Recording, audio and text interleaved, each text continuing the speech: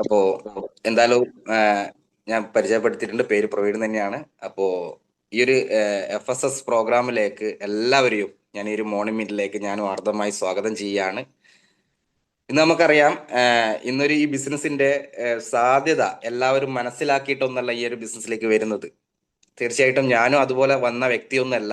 കാരണം ഈ ബിസിനസിന്റെ ABCD അറിയാതെ നമ്മൾ പറയും ഏതൊരു കാര്യത്തിനെ കുറിച്ച് ഇപ്പോൾ പഠിക്കുന്നുണ്ട്, നിനക്ക് അതിന്റെ ABCD അറിയാമോ എന്ന് ചോദിക്കും, അല്ലേ? അപ്പോൾ അതേപോലെ ഈ ഒരു ബിസിനസിന്റെ ABCD മനസ്സിലാക്കിയിട്ടൊന്നും ഈ ബിസിനസ്സിലേക്ക് വന്ന വ്യക്തിയല്ല. പക്ഷെങ്കിൽ പിന്നീട് ഒരുപാട് ട്രെയിനിങ് പ്രോഗ്രാമുകളും നിരന്തരം ഉള്ള അറ്റൻഡിങ് ചെയ്തതിന്റെ ഭാഗമായിട്ടാണ് ഈ ബിസിനസിന്റെ സീരിയസ് മനസ്സിലാവും ഇന്ന് കൃത്യമായിട്ട് ഈ ബിസിനസ് ചെയ്യാൻ വേണ്ടി തയ്യാറായതും. കാരണം നമ്മൾ ഓരോരുത്തർക്കും അറിയാം. കാരണം എല്ലാവർക്കും പണം അത്യാവശ്യമാണ്. പക്ഷെങ്കിൽ ഈ ഒരു ബിസിനസ് ഓപ്പർച്യൂണിറ്റി പറയുന്ന സമയത്ത് ഈ ബിസിനസ്സിനോട് അത്ര എന്ത് ചെയ്യുക, കമ്മിറ്റ്മെന്റ് കാണിക്കാറില്ല എന്നുള്ളതാണ്. പക്ഷെ ഈ ബിസിനസ് ഇപ്പോൾ സ്റ്റാർട്ട് ചെയ്തെന്ന് പറയുന്ന ആളുകൾ അടക്കം ഞാൻ പലപ്പോഴും പറയാറുണ്ട്, ചിലപ്പോൾ നമ്മളൊരു 5000 രൂപ എടുത്ത് ഈ ബിസിനസ് സ്റ്റാർട്ട് ചെയ്യുന്നു പറയുന്ന ആളുകളോട്, സത്യം പറഞ്ഞാൽ ബിസിനസ് അല്ല സ്റ്റാർട്ട് ചെയ്തത്, അവർ കുറച്ച് ഉൽപ്പന്നം വാങ്ങിച്ചു എന്നുള്ളത് മാത്രമേ പറയാൻ പറ്റൂ. അല്ലെ, നമ്മൾ കുറച്ച് സൂപ്പർ മാർക്കറ്റിൽ നിന്ന് കുറച്ച് സാധനം വാങ്ങിച്ചു കഴിഞ്ഞാൽ അത് നമ്മൾ കൂടുതൽ സാധനം വാങ്ങിക്കുന്ന സമയത്ത് ചിലപ്പം വില കുറച്ച് കിട്ടിയിരിക്കാം. ആ ഈ ഒരു സംഗതി മാത്രമേ നമ്മൾ ഇതുവരെ ചെയ്തിട്ടുള്ളൂ എന്നുള്ളതാണ് എൻ്റെ ഒരു അഭിപ്രായം. കാരണം ബിസിനസ് എന്ന് പറയുന്ന സമയത്ത് ഒരു ബിസിനസ്സുകാരനെ പോലെ ചിന്തിക്കുകയും ഒരു ബിസിനസ്സുകാരനെ പോലെ പ്രവർത്തിക്കുകയും പറ്റുന്ന ഒരാൾക്ക് മാത്രമേ ബിസിനസ്സിൽ ഗ്രോത്ത് ഉണ്ടാവും. കാരണം ഈ ഒരു മനോഭാവത്തോടു കൂടി പ്രവർത്തിക്കാൻ പറ്റണം എന്നുള്ളതാണ്. അപ്പൊ കുറച്ച് കാര്യങ്ങൾ എന്ത് ചെയ്യണം, നമുക്ക് ഇതിനെപ്പറ്റി ഒരു ബിസിനസ്സുകാരനെ പോലെ ചിന്തിക്കാൻ പറ്റണം എന്നുള്ളതാണ്. അപ്പോൾ ആ രീതിയിലേക്ക് മാറ്റാൻ വേണ്ടിയിട്ടാണ് ഈ ഒരു സെക്ഷൻ ഞാൻ എടുക്കുന്നത്. എന്തായാലും പിന്നെ നിങ്ങളോടൊരു ചോദ്യം ചോദിച്ചുകൊണ്ട് തന്നെ ഞാൻ മുന്നോട്ട് പോവാം. നിങ്ങളൊക്കെ നിങ്ങൾ ആഗ്രഹിക്കുന്ന സ്വപ്നത്തിലാണോ ജീവിക്കുന്നത് എന്നുള്ളതാണ്. സ്വപ്നത്തിലൂടെ നിങ്ങൾ ജീവിക്കുന്നുണ്ടോ? അല്ലെങ്കിൽ പലപ്പോഴും നമ്മൾ സ്വപ്നം കാണാറുണ്ട്, അല്ലേ? ആ രീതിയിലേക്ക് ആവണം, എൻ്റെ ലൈഫ് ഇങ്ങനെ ആവണം, എൻ്റെ ലൈഫ് ഇങ്ങനെ ആയിരിക്കണം എന്നുള്ളൊരു സ്വപ്നം കാണാറുണ്ട്. അത്തരത്തിലുള്ള സ്വപ്നത്തിലൂടെ ആണോ നിങ്ങൾ യാത്ര ചെയ്യുന്നത് എന്നുള്ളതാണ് എൻ്റെ ചോദ്യം. പലപ്പോഴും സ്വപ്നം കാണുന്നത് വേറെയും യാഥാർത്ഥ്യം വേറെയായിരിക്കും, അല്ലേ?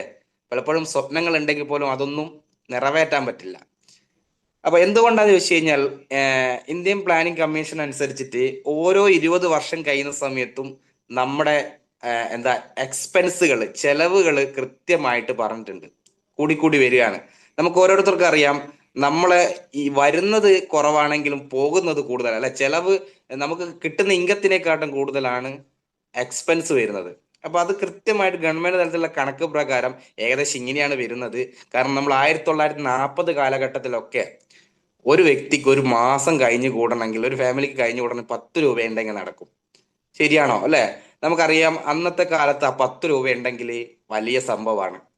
ഇന്ന് അത് 10 രൂപ ഉണ്ട് എന്തെങ്കിലും കാര്യമുണ്ട്? ഒരു ചായ കുടിക്കണമെങ്കിൽ ഇപ്പം 12 രൂപയായിട്ടുണ്ട്. നിങ്ങളൊന്ന് മനസ്സിലാക്കിയാൽ മതി. അപ്പൊ അത് 1960 കാലഘട്ടത്തിൽ ഒരു 100 രൂപ ഉണ്ടെങ്കിൽ അന്നത്തെ ഒരു മാസത്തിൽ ഒരു ഫാമിലി കഴിഞ്ഞുകൂടെ അതേ വേണ്ടു. ഇനി അത് 80 കാലങ്ങളിൽ ഓരോ 20 വർഷം കൂടുന്ന സമയത്ത് അതിന്റെ മൂല്യം കൂടിക്കൂടി വരികയാണ്, നമ്മളെ എക്സ്പെൻസ് കൂടിക്കൂടി വരികയാണ്.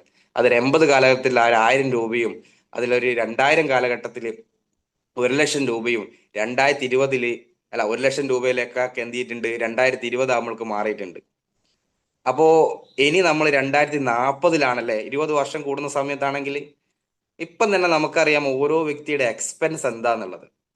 അപ്പോ അതിൽ നിന്ന് നമ്മൾ ആ രീതിയിലേക്കുള്ള വരുമാനം നമുക്ക് കിട്ടുന്നുണ്ടോ എന്ന് ചോദിച്ചു കഴിഞ്ഞാൽ ഇല്ല എന്നുള്ളത് തന്നെയാണ് സത്യാവസ്ഥ. പക്ഷെങ്കിൽ നമ്മുടെ ഒരു മൈൻഡ് സെറ്റ് അനുസരിച്ചിട്ട് നമ്മൾ ജോലിക്ക് മാത്രമേ പോകൂ. നിലവിൽ ഒരു വരുമാനത്തിൽ മാത്രം ഊന്നിക്കൊണ്ട് വർക്ക് ചെയ്യുന്ന ആളുകളാണ് നമ്മളൊക്കെ. എന്തെങ്കിലും ഒരു ജോലി ചെയ്ത് ആ വരുമാനം കിട്ടുന്ന മാത്രമേ, എക്സ്പെൻസ് കൂടുന്നതിനനുസരിച്ചിട്ട് നമ്മൾ അധിക വരുമാനത്തിന് വേണ്ടി ആരും ശ്രമിക്കുന്നില്ല എന്നുള്ളതാണ്. Living is easy, better living is difficult എന്നാണ്. അതായത് ജീവിക്കാൻ വലിയ പ്രയാസമൊന്നുമില്ല, അല്ലെ? ജീവിച്ചു പോവാം. പക്ഷെങ്കിൽ നല്ലോണം ജീവിക്കണമെങ്കിൽ, നല്ല രീതിയിൽ ജീവിക്കണമെങ്കിൽ കുറച്ച് പണിയാണ്. അപ്പൊ അങ്ങനെ നമുക്ക് ജീവിക്കണമെങ്കിൽ ഒരു എക്സ്ട്രാ നിങ്ങളൊരു വരുമാനം കാണാൻ വേണ്ടിയുള്ള ഒരു വഴി നിങ്ങൾ ഇതുവരെ കണ്ടെത്തിയിട്ടില്ലെങ്കിൽ നിങ്ങൾക്ക് കുറച്ച് ബുദ്ധിമുട്ടാണ്. നിങ്ങളുടെ ജീവിതം കുറച്ച് ബുദ്ധിമുട്ടിലേക്ക് മാറിക്കൊണ്ടിരിക്കുന്നു എന്നുള്ളതാണ്, എക്സ്ട്രാ ഒരു വരുമാനം കണ്ടെത്താൻ ശ്രമിച്ചില്ലെങ്കിൽ. കാരണം എന്തുകൊണ്ടാന്ന് ചോദിച്ചു കഴിഞ്ഞാൽ, നമ്മളെ എക്സ്പെൻസിന്റെ കൂട്ടത്തിൽ നിങ്ങൾ ചിന്തിച്ചു നോക്കുക, നമുക്ക് എന്തൊക്കെ ആവശ്യങ്ങൾ ഡെയിലി വരുന്നുണ്ട് എന്നുള്ളതാണ്. കാരണം നമ്മളെ കുട്ടികളുടെ പഠനം, കാരണം പഠനം എന്ന് പറയുന്ന സമയത്ത് നമ്മൾ 10 വരെ പഠിപ്പിക്കുന്നതല്ല സത്യം പറഞ്ഞാൽ പഠനം എന്ന് പറയുന്നത്. അതിന്റെ മേലോട്ടേക്ക് അതിന് കഴിഞ്ഞിട്ടുള്ള പഠനത്തിനാണ് എക്സ്പെൻസ് വരുന്നത്. അല്ലെ, അവര് പറയുന്ന പണ്ടത്തെ പോലെ അത്ര പഠിച്ചാൽ മതി, അല്ലെങ്കിൽ പണ്ടുള്ള അല്ലെങ്കിൽ ഇത്ര പഠിച്ചാൽ മതി എന്ന് പറഞ്ഞല്ല. കുട്ടികൾ ആഗ്രഹിക്കുന്ന രീതിയിൽ പഠിപ്പിക്കണമെങ്കിൽ എക്സ്പെൻസ് നമ്മൾ വിചാരിക്കുന്നതിനേക്കാളും കൂടുതലാണ്. അപ്പോൾ പിന്നെ നമ്മൾ എന്താണ്, ഫാമിലി ഹെൽത്ത്. എനിക്ക് തോന്നുന്നു ഒരു ആരോഗ്യം നഷ്ടപ്പെട്ട ഒരു വ്യക്തിക്ക് ഇന്ന് ഏറ്റവും കൂടുതൽ എക്സ്പെൻസ് വരുന്നത്, അല്ലെങ്കിൽ നമ്മുടെ ഫാമിലിക്ക് എന്തെങ്കിലും ഒരു അസുഖം വന്നിട്ടുണ്ടെങ്കിൽ ഏറ്റവും കൂടുതൽ എക്സ്പെൻസ് വരുന്നത് നമ്മളെ ഹെൽത്തിന് വേണ്ടിയിട്ടാണ്. ആ മേഖലയിലേക്ക് വേണ്ടിയിട്ട് ഏറ്റവും കൂടുതൽ ഇൻവെസ്റ്റ്മെന്റ് ചെയ്യേണ്ടത്. കാരണം ഒരു അസുഖം വന്നിട്ട് ഒരു വ്യക്തി ഒരു ഹോസ്പിറ്റലിൽ ആയി പോയിട്ടുണ്ടെങ്കിൽ വലിയൊരു തുക എന്ത് ചെയ്യണം, അവിടെ നമ്മൾ ഇൻവെസ്റ്റ് ചെയ്യേണ്ടി വരും, നമ്മൾ ആരോഗ്യം തിരിച്ചു പിടിക്കാൻ വേണ്ടിയിട്ട്. അപ്പോ മൂന്നാമത്തെ എന്താണ്, നമ്മളെ വീടും അതുപോലെ തന്നെ മാരേജ് കാര്യങ്ങൾ, അതുപോലെ തന്നെ നമ്മളെ കാറ്. കാരണം ഇപ്പൊ ഒരു ഫാമിലിക്ക് ഒരു കാർ ഇല്ലാത്തൊരു ഫാമിലിക്ക് ജീവിക്കാൻ കുറച്ച് ബുദ്ധിമുട്ട് തന്നെയാണ്. കാരണം നമ്മുടെ യാത്രകൾക്ക് സൗകര്യങ്ങൾ വേണമെങ്കിൽ നമുക്കൊരു വീട്ടിലൊരു കാറ് നിർബന്ധമാണ്. പിന്നെ അതുപോലെ തന്നെ നമ്മുടെ കയ്യിലൊന്നും ഇപ്പം കൂടുതൽ ഇല്ലാത്തൊരു സാധനമാണ് ബാങ്ക് ബാലൻസ്, അല്ലെ? എക്സ്പെൻസ് കഴിഞ്ഞിട്ടല്ലേ ബാങ്ക് ബാലൻസ് വെക്കണമെങ്കിൽ, അല്ലെ? അപ്പൊ ആ രീതിയിലൊക്കെ നമുക്ക് എന്ത് ചെയ്യുന്നുണ്ട്, എക്സ്പെൻസുകൾ കൂടിക്കൂടി വരുന്നുണ്ട്. പക്ഷെ എങ്കിൽ കിട്ടുന്ന വരുമാനോ ചെറിയൊരു വരുമാനം മാത്രമേ ഉള്ളൂ.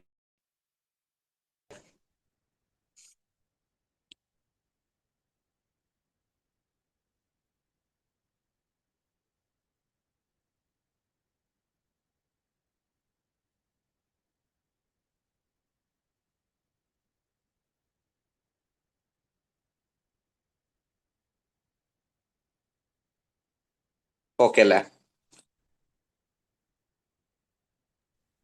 ആ, ഓക്കെ ഓക്കെ. സാറേ, ആ ഓക്കെ. അത് വൈഫൈ കട്ടായി പോകുന്നുണ്ട്, അതുകൊണ്ടാണ് ചെറിയൊരു പ്രശ്നമുള്ളത്. ഓക്കെ, എന്തായാലും അപ്പോൾ ഞാൻ പറഞ്ഞു വന്നത് എന്താണെന്ന് ചോദിച്ചു കഴിഞ്ഞാല്, നമുക്ക് വരുമാനം കിട്ടുന്നതിനനുസരിച്ചിട്ട് നമ്മൾ ചെലവാക്കാറുണ്ട്, അല്ലെങ്കിൽ നമുക്ക് എന്തുകൊണ്ട് നമ്മൾ സാധാരണക്കാരായി പോകുന്നു ചോദിച്ചു കഴിഞ്ഞാല് അതിനൊരു കാര്യമുണ്ട്. നമ്മളെ സമൂഹത്തില് ലോ ക്ലാസ് കാറ്റഗറിയിലുള്ള ആളുകൾ ഉണ്ടാവും. അതായത് അവരെങ്ങനെ തിരിച്ചറിയാൻ ചോദിച്ചു കഴിഞ്ഞാൽ, അവർ ഇൻകം ഉണ്ടാക്കുന്നുണ്ട്, എക്സ്പെൻസ് ഉണ്ട്. കാരണം വരുമാനം, അതായത് ജോലിക്ക് പോകുന്നുണ്ട്, പക്ഷെങ്കിൽ അതേപോലെ എക്സ്പെൻസ് അവർ ചെയ്യും. കാരണം അന്നന്നത്തെ ജീവിക്കാൻ വേണ്ടിയിട്ട് ജോലിക്ക് പോയിട്ട് സമ്പാദിക്കുന്ന ആളുകളാണ് ലോവർ ക്ലാസ് കാറ്റഗറിയിലുള്ള ആളുകൾ. അവരുടെ കയ്യിൽ സമ്പാദ്യങ്ങളൊന്നും ഉണ്ടാവില്ല, വേറെ ഒന്നും ഉണ്ടാവില്ല. ഡെയിലി എന്ത് ചെയ്യും, എന്തെങ്കിലും ജോലിക്ക് പോകുന്ന അന്നത്തെ ജീവിക്കാൻ വേണ്ടിയിട്ട് മാത്രം അവർ പോയിട്ട് ജീവിക്കുന്ന ആളുകളുണ്ട്. അങ്ങനെ കുറച്ച് കാറ്റഗറിയിലുള്ള ആളുകൾ നമ്മുടെ കൂടെ ഉണ്ടാവും, നമ്മളെ ഇന്ന് സമൂഹത്തിലുള്ള ആളുകൾ. പിന്നെ എന്താണ്, മിഡിൽ ക്ലാസ്സുള്ള ആളുകൾ. മിഡിൽ ക്ലാസ്സുള്ള ആളുകൾ എങ്ങനെയാണ് നമുക്ക് തിരിച്ചറിയാം? അവർ ഇൻകം ഉണ്ടാക്കുന്നുണ്ട്, അതുപോലെ തന്നെ നേരത്തെ പറഞ്ഞ ആളുകൾ എക്സ്പെൻസും ഉണ്ട്, ചെലവും. പക്ഷെങ്കിൽ അതിന്റെ കൂടെ എന്താവും, ലാബിലിറ്റിയും കൂടി അവർക്ക് ഉണ്ടാവും, അല്ലെ? അവർക്ക് സാധാരണ നമ്മളൊക്കെ വരുന്നത് മിഡിൽ ക്ലാസ് ഫാമിലിയിൽ വരുന്ന ആളുകളാണ്. കാരണം വരുമാനം ഉണ്ടാക്കുന്നുണ്ട്, അതേപോലെ തന്നെ ചെലവുണ്ട്. പക്ഷെങ്കിൽ ആ വരുമാനം ഉള്ളതിനെക്കാട്ടും കൂടുതൽ നമ്മൾ എക്സ്പെൻസ് ചെയ്യുന്നുണ്ട് എന്നുള്ളത് തന്നെയാണ് സത്യാവസ്ഥ. കാരണം നമുക്ക് ബാങ്ക് ലോൺ ഉണ്ടാകും, ക്രെഡിറ്റ് കാർഡ് ഉണ്ടാകും, ഇതൊക്കെ മെയിൻറ്റെയിൻ ചെയ്തുകൊണ്ട് ലോൺ എടുത്തൊക്കെ അഡ്ജസ്റ്റ് ചെയ്ത് ഓരോ മാസവും പോയിക്കൊണ്ടിരിക്കുകയാണ്. അതുകൊണ്ട് തന്നെ കടം നമുക്ക് ഒരു ബാധ്യതയായിട്ട് എപ്പോഴും ഉണ്ടാവും.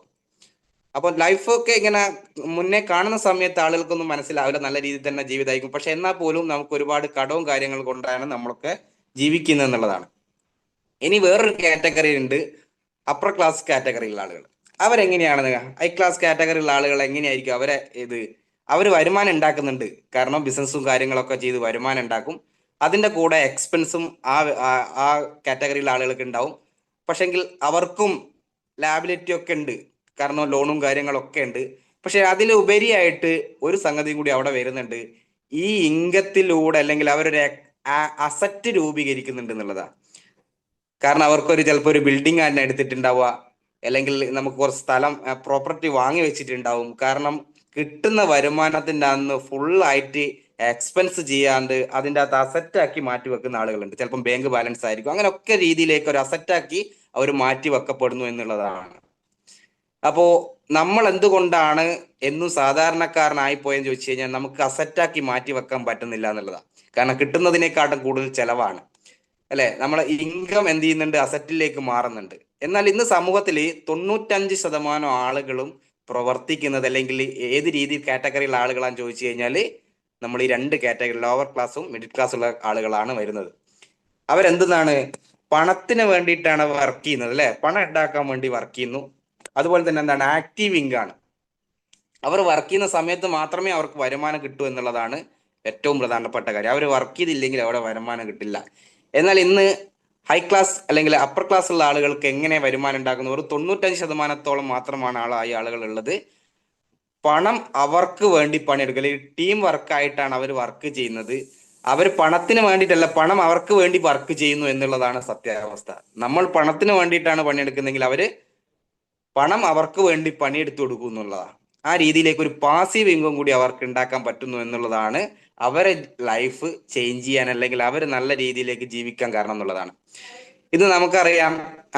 ഇന്ന് ഒരു ജോലിയും ഇല്ലാത്തൊരു വ്യക്തിനെ സംബന്ധിച്ചോളം ആ വ്യക്തിക്ക് ഒരു ജോലിക്കും പണിക്കും പോകാത്തൊരു വ്യക്തിയാണെങ്കിൽ അദ്ദേഹത്തിന് ഇഷ്ടം പോലെ ടൈം ഉണ്ടാവും അല്ലേ, ഇഷ്ടം പോലെ ടൈം ഉണ്ടാവും.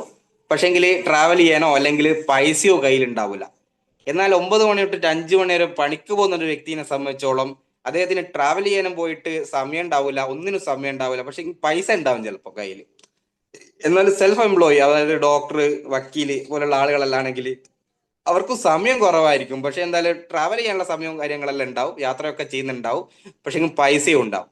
എന്നാൽ ഒരു ബിസിനസ്സുകാരനെ സംബന്ധിച്ചോളം ഇത് മൂന്നും ഒരുമിച്ച് ഉണ്ടാവും. കാരണം ഒരിക്കൽ സമയം ഉണ്ടാവും, കാരണം വരുമാനത്തിനനുസരിച്ച് അവർക്ക് സമയം ഉണ്ടാവും, ടീം വർക്കാണ്.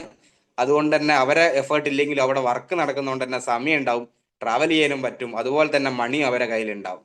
അപ്പൊ ഒരു ബിസിനസ്സുകാരനായിട്ട് മാറിക്കഴിഞ്ഞാൽ ഇതേപോലെ ഈ കാര്യങ്ങളൊക്കെ നമുക്കും ഉണ്ടാക്കാൻ പറ്റും എന്നുള്ളതാണ് സത്യാവസ്ഥ. ഓക്കെ, അപ്പോ നമ്മളൊക്കെ ജീവിക്കുന്ന സമയത്ത് അല്ലെങ്കിൽ നമ്മുടെയൊക്കെ തലമുറ ഏതൊക്കെ കാറ്റഗറിയിലൂടെയാണ് കടന്നു പോയെന്നുള്ളതാണ്. സാറേ screen share ആണെന്നില്ല. Okay,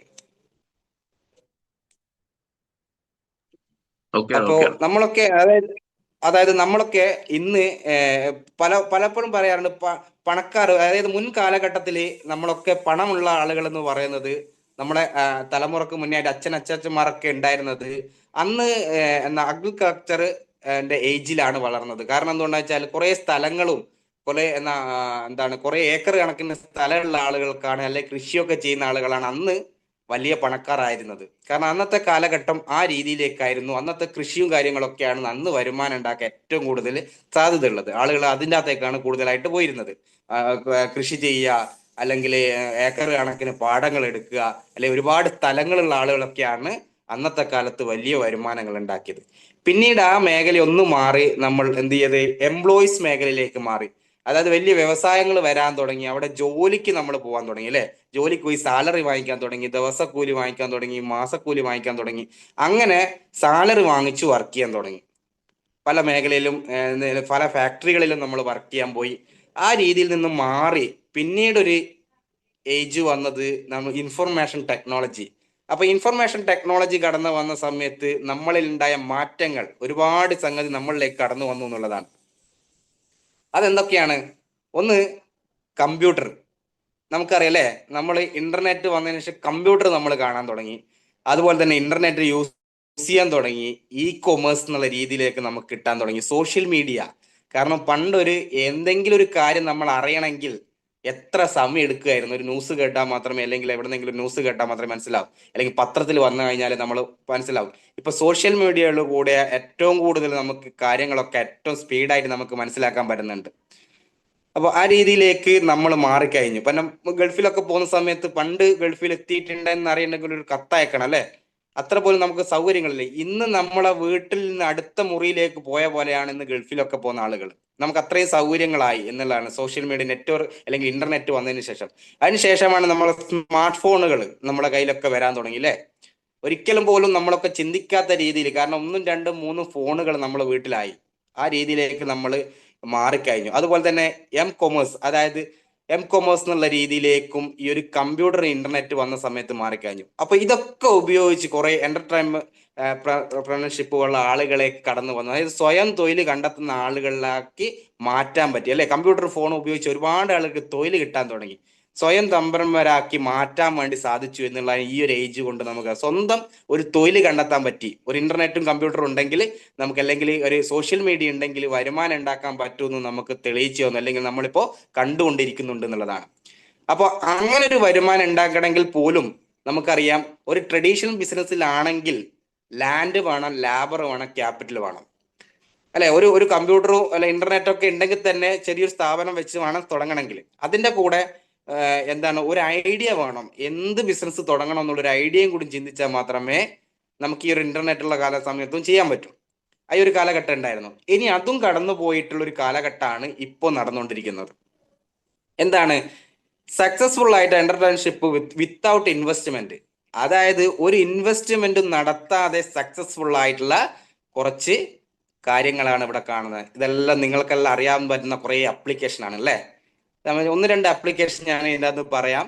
yo-yo rooms, അതായത് നമുക്കൊരു റൂം ബുക്ക് ചെയ്യണമെങ്കിൽ ആ ആപ്ലിക്കേഷൻകാരിൽ ബുക്ക് ചെയ്താൽ മതി. എന്നാൽ ഈ വ്യക്തിക്ക്, അതായത് ഈ ആപ്ലിക്കേഷൻ കണ്ടുപിടിച്ച വ്യക്തിക്ക് ഒരു ബിൽഡിംഗ് പോലും ഇല്ല എന്നുള്ളതാണ് സത്യാവസ്ഥ. അതായത് റൂമിന്റെ ബിൽഡിംഗ് എടുത്തു വെക്കാതെ, കാരണം വലിയ ഇൻവെസ്റ്റ് ചെയ്തിട്ട് വേണം ഒരു ബിൽഡിംഗ് എടുത്തു വെക്കണമെങ്കിൽ. പക്ഷെ അങ്ങനെ ഒന്നും ബിൽഡിംഗ് എടുത്തു വെക്കാതെ, അദ്ദേഹത്തിന് ഒരു സ്ഥാപനമില്ലാതെ അദ്ദേഹം വെറും ആപ്ലിക്കേഷനിലൂടെ മാത്രം അദ്ദേഹം റൂം അറേഞ്ച് ചെയ്ത് കൊടുക്കുന്നുണ്ട്. ബുക്ക് ചെയ്യാം നമുക്ക് എവിടെ വേണമെങ്കിലും. അപ്പൊ ആ രീതിയിലേക്ക് ഒരു അപ്ലിക്കേഷൻ മാറിക്കഴിഞ്ഞു എന്നുള്ളതാണ്. പിന്നെ നമുക്കറിയാം ആമസോൺ എന്ന് പറയുന്നത്. നിങ്ങൾ എവിടെയെങ്കിലും നിങ്ങളെ നാട്ടിൽ ആമസോണിന്റെ ഒരു ഷോപ്പുണ്ടോ? എന്തെങ്കിലും പ്രൊഡക്റ്റ് അവർ ഉൽപ്പാദിപ്പിക്കുന്നുണ്ടോ നിങ്ങളുടെ നാട്ടിൽ എവിടെയെങ്കിലും വെച്ചിട്ട്? ഫാക്ടറിയിൽ ഇല്ല. കാരണം അതൊരു അപ്ലിക്കേഷനാണ്. ഈ അപ്ലിക്കേഷൻ ഉപയോഗിച്ച് കൊണ്ട് ഏത് പ്രൊഡക്റ്റ് വേണമെങ്കിലും ആളുകളിലേക്ക് കണക്ട് ചെയ്ത് കഴിഞ്ഞു. അതായത് വിത്തൗട്ട് ഇൻവെസ്റ്റ്മെന്റ്, വലിയ ഇൻവെസ്റ്റ്മെന്റ് ഇല്ലാതെ ഒരു വലിയ ബിസിനസ്സുകാരനായിട്ട് മാറിക്കഴിഞ്ഞു എന്നുള്ളതാണ്. ഈ ഒരു ആപ്ലിക്കേഷൻ, അടുത്ത സ്ക്രീനിൽ കാണുന്ന ഒരു ആപ്ലിക്കേഷൻ ഞാൻ കുറച്ച് കാണിച്ചു തരാം. ഇത് നിങ്ങൾക്ക് പരിചയമുള്ള കുറെ ആപ്ലിക്കേഷൻ ഇതിൻ്റെ അതും കാണും അല്ലെ? ഫ്രീ ആയിട്ട് ഭക്ഷണം കിട്ടുന്ന ആപ്ലിക്കേഷൻ, ഫ്രീ ആയിട്ട് പർച്ചേസ് ചെയ്യുന്ന ആപ്ലിക്കേഷൻ. ഇതിന്ന് നമുക്ക് കാണാൻ പറ്റുന്ന ഏറ്റവും സുലഭമായിട്ടുള്ള, നമ്മളെ വീട്ടിലെ ഫ്രിഡ്ജ് തുറന്നു നോക്കുന്നത് പോലെ അല്ലെ? ഫ്രിഡ്ജ് എന്തിനു ആവശ്യമില്ലെങ്കിൽ തുറന്നു നോക്കും, അതേപോലെ തുറന്നു നോക്കുന്ന ഒരു ആപ്ലിക്കേഷൻ ഉണ്ട് ഇവിടെ. എല്ലാവരും ഉപയോഗിക്കുന്ന ഒന്ന് വാട്സപ്പ് അല്ലെ? ഒന്നും ഇല്ലെങ്കിലും അതിൻ്റെ അകത്തൊന്ന് കാര്യം നോക്കണം. ആ രീതിയിലേക്ക് എന്ത് ചെയ്യുന്നുണ്ട്, നമ്മൾ മാറിയിട്ടുണ്ട്. പക്ഷെങ്കിൽ ഈ ആപ്ലിക്കേഷനിൽ ഉപയോഗിക്കുന്ന സമയത്ത് ഓരോ ആവശ്യങ്ങൾ നമുക്ക് കിട്ടുന്നുണ്ട്, അല്ലെങ്കിൽ ഓരോ കാര്യങ്ങൾ നമുക്ക് കിട്ടുന്നുണ്ട് അല്ലെ? ഞാൻ പറഞ്ഞല്ലോ, ഫ്രീ പർച്ചേസ് ചെയ്യാൻ പറ്റുന്നതും ഫ്രീ മെയിൽ കിട്ടുന്നതും. അതായത് വാട്സപ്പ് ഉപയോഗിച്ചാൽ നമുക്ക് എന്താ കിട്ടുക അല്ല? ഒരു സംതൃപ്തി കിട്ടും അല്ലേ? നമുക്ക് ഈ ഒരു സന്തോഷം കിട്ടും. കാരണം ആളുകൾക്ക് ചാറ്റ് ചെയ്യാം, സംസാരിക്കാം, നമ്മൾ സന്ദേശങ്ങൾ അങ്ങോട്ടും ഇങ്ങോട്ടൊക്കെ അയക്കാം, ആ കാര്യങ്ങളും കിട്ടുന്നുണ്ട്. അതിന്റെ ഇപ്പുറത്തായിട്ട് ലാസ്റ്റ് ആയിട്ട് ഒരു ആപ്ലിക്കേഷൻ കൂടി ഉണ്ടാവും. കാണുന്നുണ്ടോ നിങ്ങൾ? മൈ ലെഫ്റ്റ് ഹാൻഡ് മാർക്കറ്റിംഗ് എന്ന് പറയുന്ന ഒരു ചിഹ്നമൊക്കെ വെച്ചിട്ടുള്ള ആപ്ലിക്കേഷൻ.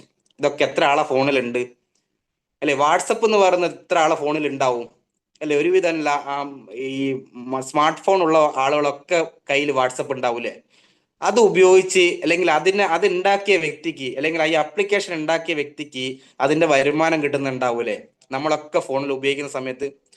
അതേപോലെ നമുക്ക് ടെക്നോളജി ഉപയോഗിച്ച് ഇന്ന് നമ്മൾ സാധാരണക്കാരന് വരുമാനം ഉണ്ടാക്കാൻ പറ്റുന്ന ഒരു ആപ്ലിക്കേഷൻ ആണ് ഏറ്റവും ലാസ്റ്റ് കിടക്കുന്നത്, മൈ ലെഫ്റ്റ് ഹാൻഡ് മാർക്കറ്റിംഗ് എന്ന് പറയുന്ന ആപ്ലിക്കേഷൻ. അവിടെ നമുക്ക് എന്താ കിട്ടുന്നത്? ഫ്രീ ബിസിനസ് ഓപ്പർച്യൂണിറ്റി കിട്ടുന്നു.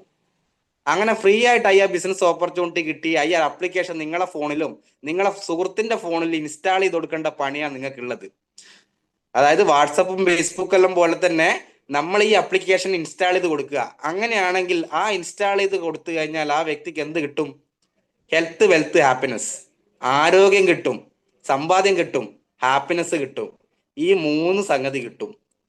അപ്പോൾ നമ്മളും നമ്മളെ സുഹൃത്തുക്കൾക്കും ഈ ഒരു ആപ്ലിക്കേഷൻ ഇൻസ്റ്റാൾ ചെയ്ത് കൊടുക്കുകയും ഈ ഒരു ആപ്ലിക്കേഷനെ കുറിച്ചൊന്ന് പ്രചരിപ്പിക്കുകയും ഈ ആപ്ലിക്കേഷനെ കുറിച്ചുള്ള കാര്യങ്ങൾ പറഞ്ഞു കൊടുത്ത് നമ്മൾക്ക് ഉപയോഗിക്കുന്ന അതേ ഫീച്ചർ, അതേ കാര്യങ്ങൾ, അല്ലെങ്കിൽ ഹെൽത്തും വെൽത്തും ഹാപ്പിനെസ്സും നമ്മളെ ബന്ധുക്കൾക്കും സുഹൃത്തുക്കൾക്കും ഒന്ന് പറഞ്ഞു കൊടുത്തൂടെ? നിങ്ങളൊന്ന് വിചാരിച്ചു നോക്ക്. ആമസോണൊക്കെ എത്ര പേര് ഇപ്പം പർച്ചേസ് ചെയ്യുന്നുണ്ട് ആമസോണിൽ കൂടെയൊക്കെ? അതേപോലെ നമ്മളെ ഉൽപ്പന്നങ്ങള് ഇന്ത്യ ഷോപ്പി എന്ന് പറയുന്ന വെബ്സൈറ്റിലൂടെയും നമ്മളിലൂടെയും ഒക്കെ ആളുകൾ വാങ്ങിച്ചു തുടങ്ങിയാലുള്ള ഇതിന്റെ സ്കോപ്പ് ഒന്ന് നിങ്ങൾ എന്തെങ്കിലും ചിന്തിച്ചു നോക്കിയിട്ടുണ്ടോ? ആമസോണിൽ ഒരു ഷെയർ നിങ്ങൾക്ക് തന്നാൽ നിങ്ങൾ എന്തായിരിക്കും ചിന്തിക്കുക അല്ലെ? അങ്ങനെ ഫ്രീ ആയിട്ട് ആമസോണിലെ ഉൽപ്പന്നങ്ങൾ വിറ്റ് പോകുമോ അതിൻ്റെ അകത്തുള്ള പ്രോഫിറ്റ് നിങ്ങൾക്ക് തരുമെന്ന് പറഞ്ഞു കഴിഞ്ഞാൽ നിങ്ങൾ എത്ര പൈസ ഇൻവെസ്റ്റ് ചെയ്യും ആമസോണിലെ ഒരു ഷെയർ കൂടാൻ വേണ്ടിയിട്ട്? അങ്ങനെ സാധിക്കുമോ? നമുക്ക് വിചാരിച്ചാൽ തന്നെ സാധിക്കുമോ?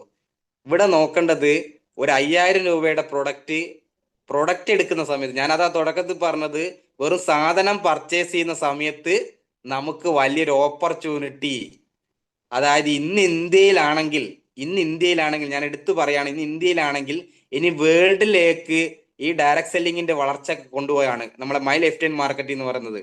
അങ്ങനെയാണെങ്കിൽ ഇന്ന് ഇന്ത്യക്കാരൻ പല്ല് തേച്ചാൽ വരുമാനം കിട്ടുമെങ്കിൽ ഇനി അറബി നാട്ടുകളിലും മറ്റ് രാജ്യങ്ങളിലേക്കും മൈ ലെഫ്റ്റ് ഹാൻഡ് മാർക്കറ്റിംഗ് പോകുന്ന സമയത്ത് അവിടെയുള്ള വ്യക്തികൾ ഈ ആപ്ലിക്കേഷൻ ഉപയോഗിച്ച് ഒന്ന് ബിസിനസ് ചെയ്യാൻ തയ്യാറാവും, അല്ലെങ്കിൽ ഉൽപ്പന്നം വാങ്ങി ഉപയോഗിക്കാൻ തയ്യാറായി കഴിഞ്ഞാൽ നിങ്ങളൊക്കെ വരുമാനം എന്തായിരിക്കും? ഇന്ന് നിങ്ങൾ ഉപയോഗിക്കുന്ന വാട്സപ്പ് ഉപയോഗിക്കുന്ന വ്യക്തി, അല്ലെങ്കിൽ ആമസോൺ ഉപയോഗിക്കുന്ന വ്യക്തി, അദ്ദേഹത്തിന്റെ വീട്ടിൽ കിടന്നുറങ്ങുന്ന സമയത്ത് പോലും അദ്ദേഹത്തിന് വരുമാനം കിട്ടുന്നുണ്ടെങ്കിൽ അതേ രൂപത്തിൽ ഒരു ആപ്ലിക്കേഷൻ നമ്മുടെ കയ്യിലുണ്ട്, ടെക്നോളജി. ആ ടെക്നോളജി ഉപയോഗിച്ച് നമുക്കും വരുമാനം ഉണ്ടാക്കാൻ പറ്റും. അപ്പൊ നമ്മളെ മൈൻഡ് സെറ്റ് എവിടെയുള്ളത്? പല ആളുകളെയും ഞാൻ പറഞ്ഞത് കൃഷി അല്ലെങ്കിൽ സ്ഥലം വാങ്ങിയിട്ട് കഴിഞ്ഞാൽ ഇപ്പം വലിയ വരുമാനം ഉണ്ടാക്കാം, അല്ലെങ്കിൽ ജോലിക്ക് പോയാൽ വരുമാനം ഉണ്ടാക്കാം എന്നുള്ള കാറ്റഗറിയില്ല. 90 കാലഘട്ടത്തിലാണ് പല ആളുകളും ജീവിക്കുന്നത്, മൈൻഡ് സെറ്റ് ചിന്തിക്കുന്നത്. അപ്പൊ ഇന്ന് 140 യൂണിവേഴ്സിൽ പാഠ്യ വിഷയമായിട്ടുള്ള ഈ ഒരു വ്യവസായം നമുക്കറിയാം. ഇന്ന് റോബർട്ട് കിയോസാക്കി എന്ന് പറയുന്ന വ്യക്തി റിച്ച് ഡാഡ് പുവർ ഡാഡ് എന്ന് പറയുന്ന പുസ്തകത്തിൽ കൃത്യമായിട്ട് പറഞ്ഞാണ്, നിങ്ങൾക്കും ഒരു ബിസിനസ്സുകാരനെ പോലെ നിങ്ങൾക്കും പ്രവർത്തിക്കാൻ വേണ്ട ഒരു ഓപ്പർച്യൂണിറ്റി ഇന്ന് ലോകത്തുണ്ട്. ആ ഒരു ഓപ്പർച്യൂണിറ്റിന്റെ പേരാണ് ഡയറക്ട് സെല്ലിംഗ്, അല്ലെങ്കിൽ ഈ കമ്മ്യൂണിറ്റി കൊമേഴ്സ് എന്ന് പറയുന്നത്. അവസരം ഇവിടെ ഉണ്ട്, ഉപയോഗിച്ചാൽ മാത്രം മതി. അങ്ങനെ അവസരം കാണുന്ന വ്യക്തികൾക്ക് ഞാൻ പലപ്പോഴും പറയാറുണ്ട്, ദൈവത്തിന്റെ കയ്യൊപ്പ് ചാർത്തിയ ഈ ബിസിനസ് ഓപ്പർച്യൂണിറ്റി എല്ലാവർക്കും കിട്ടില്ല. അത് സത്യമാണ്, എല്ലാവർക്കും കിട്ടില്ല. കാരണം ഇതിന് കുറച്ച് ഭാഗ്യവും അല്ലെങ്കിൽ നമുക്കെന്താ ദൈവകാരുണ്യമൊക്കെ വേണമെന്നുള്ള സത്യ. കാരണം അങ്ങനെയാണെങ്കിൽ എല്ലാവരും ഇന്ന് എന്ത് ചെയ്യുക, ഈ ബിസിനസ് ഓപ്പർച്യൂണിറ്റി തിരഞ്ഞെടുക്കും. അത്രയും ഭാഗ്യം ചെയ്ത ആളുകളാണ് ഇന്ന് ഈ ഒരു മോർണിംഗ് മീറ്റിൽ ഇരിക്കുന്നതും ഈ ഒരു ഓപ്പർച്യൂണിറ്റി സ്റ്റാർട്ട് ചെയ്ത ആളുകൾ. കാരണം കാലഘട്ടത്തിനനുസരിച്ചിട്ടുള്ള അവസരം നിങ്ങളെ കയ്യിൽ കിട്ടിയിട്ടുണ്ട്. ഇനി അതൊന്ന് ഉപയോഗിച്ച് നിങ്ങൾക്ക് വർക്ക് ചെയ്താൽ മാത്രം മതി. അപ്പൊ നമ്മൾ വർക്ക് ചെയ്യുന്ന സ്ഥലത്ത് എന്താണ് നമ്മളെ കച്ചവടം? ഇതൊരു കച്ചവടമാണോ? കാരണം നമ്മൾ ഇത്രയും നാൾ ജീവിച്ചുകൊണ്ടിരുന്നത് ട്രഡീഷണൽ മാർക്കറ്റിങ്ങിലാണ്. അതുകൊണ്ട് തന്നെ നമ്മളൊരു നിലവിലൊരു കച്ചവടം ചേഞ്ച് ചെയ്യുന്ന സമയത്ത് നമുക്ക് ഉൾക്കൊള്ളാൻ കുറച്ച് ബുദ്ധിമുട്ടായിരിക്കും. എങ്ങനെ അവിടുന്ന് വരുമാനം കൊടുക്കുന്നു എന്നുള്ള ചിന്തിക്കുന്ന സമയത്ത് നമുക്കറിയാം, ഈ ഒരു ഉൽപ്പന്നം എല്ലാവരും കണ്ടിട്ടുണ്ടാവും അല്ലെ? ഇപ്പോഴും അടുക്കള പുറത്ത് ചിലപ്പം മഞ്ഞപ്പൊടിയോ മുളക് പൊടിയോ ഇട്ടിട്ട് വെച്ചിട്ടുണ്ടാവും. അപ്പൊ അങ്ങനെയാണെങ്കിൽ ഈ കാണുന്ന ബോട്ടിൽ നമ്മളിലേക്ക് എത്തിച്ചൊരു വ്യക്തി ഉണ്ട്.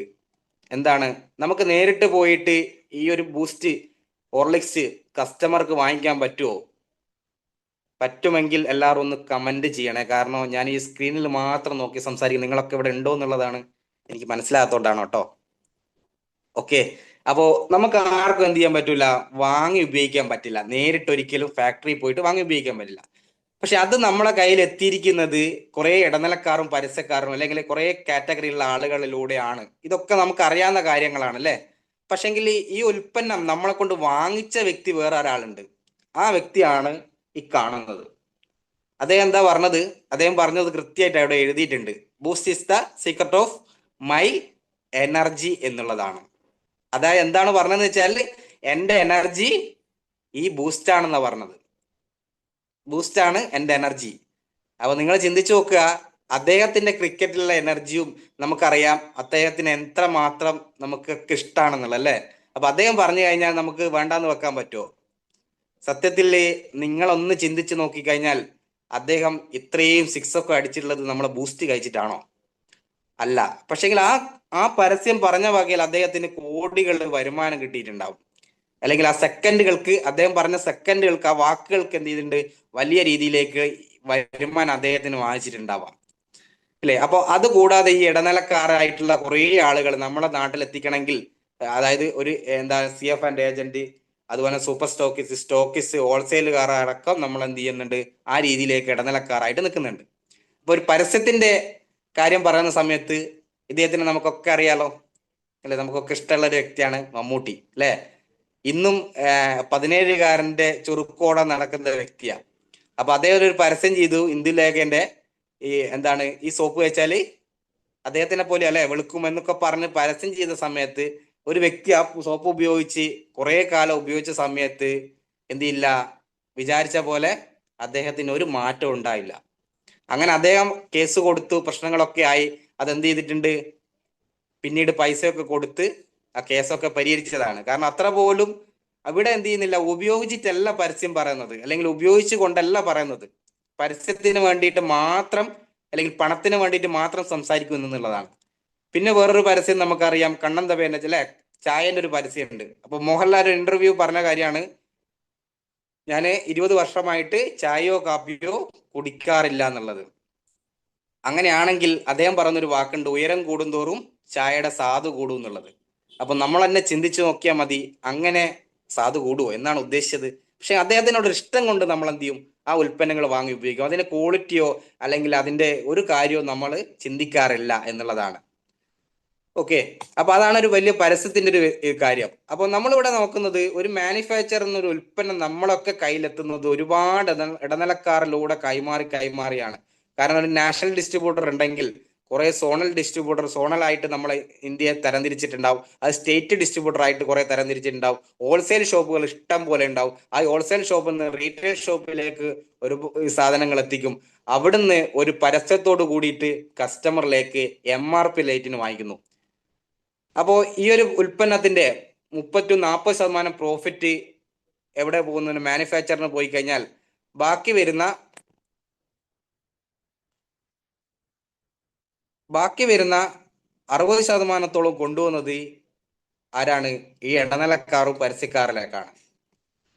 അപ്പൊ നമുക്കറിയാം, ഡയറക്ട് സെല്ലിംഗ് എന്ന് പറയുന്ന സമയത്ത് ഇവിടെ സിമ്പിൾ ആയിട്ട് നമ്മൾ പറഞ്ഞു കഴിഞ്ഞാൽ ഒരു ഫാക്ടറി ഉണ്ടാവും, എല്ലാ ഉൽപ്പന്നങ്ങളും നിർമ്മിക്കണേ. അതായത് ഡയറക്ട് സെല്ലിംഗ് എന്ന് പറയുന്നത് കച്ചവടം അല്ലേ. അപ്പോൾ ആളുകൾ മനസ്സിലാകാത്തത്, ഡയറക്ട് സെല്ലിംഗ് എന്ന് പറയുന്ന സമയത്ത് ആദ്യം ചോദിക്കുന്ന ഒരു കാര്യം, ഇത് മണി ചെയിൻ അല്ലേ എന്ന് പറയും അല്ലേ. കേട്ടത് അതാണ്, കണ്ടത് അതാണ്. പക്ഷെ എനിക്ക് കാണാൻ പോകുന്നത് ഡയറക്ട് സെല്ലിങ്ങിനെ കുറിച്ച് കൃത്യമായിട്ട് പഠിച്ചുകൊണ്ടുള്ള ആളുകളെ കാണാൻ പോകുന്നേ ഉള്ളൂ. കാരണം ഇതുവരെ ആളുകൾക്ക് അറിയില്ല എന്താണ് ഡയറക്ട് സെല്ലിംഗ് എന്നുള്ളത്. കാരണം ഇനി 140 യൂണിവേഴ്സിറ്റിയിൽ പാഠ്യവിഷയമായിട്ട് ഇനി പഠിച്ചു വരുന്ന കുട്ടികളോട് നമ്മൾ ഈ കാര്യം പറഞ്ഞു കൊടുക്കണോ? വേണ്ട. അപ്പൊ ആ രീതിയിലേക്ക് നോക്കുന്ന സമയത്ത് ഒരു മാനുഫാക്ചറിൽ നിന്നും, ഞാൻ നേരത്തെ പറഞ്ഞ ഒരു അപ്ലിക്കേഷൻ അല്ലെ, ഒരു ഇന്ത്യ ഷോപ്പി എന്ന് പറയുന്ന നമ്മളെ ഔട്ട്ലെറ്റിൽ അല്ലെങ്കിൽ ഓഫ്ലൈൻ ആയിട്ടോ ഓൺലൈൻ ആയിട്ടോ ഈ ഉൽപ്പന്നം നമുക്ക് കൈ കിട്ടുന്നു.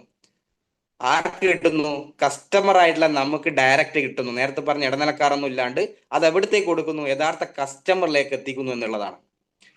ഈ 3 സ്റ്റെപ്പിലൂടെയാണ് ഈ ഒരു മാർക്കറ്റിംഗ് നടക്കുന്നത്. കൊണ്ട് തന്നെ നേരത്തെ പറഞ്ഞ ഇടനിലക്കാരും പരസ്യക്കാർക്കും മാറ്റി വെച്ചിട്ടുള്ള ഒരു 60% നമ്മളിലേക്ക് തിരിച്ചു കമ്പനി തരുന്നു എന്നുള്ളതാണ് ഇതിന്റെ ഒരു പ്രത്യേകത. ഇനി ഡയറക്ട് സെല്ലിംഗ് എന്ന് പറയുന്നതിന്റെ വ്യവസായം എത്ര ഇവിടെ വന്നിട്ടുള്ള, ഇപ്പോൾ എത്രയായി, അല്ലെങ്കിൽ ഇന്നലെയാട്ടം തുടങ്ങിയതാണോ എന്നുള്ളത് നമുക്കൊന്ന് നോക്കണം. സ്ക്രീന് കുറച്ച് ലാഗ് ആവും, നെറ്റിന്റെ ഇഷ്യൂ ഉണ്ടാണ് കേട്ടോ.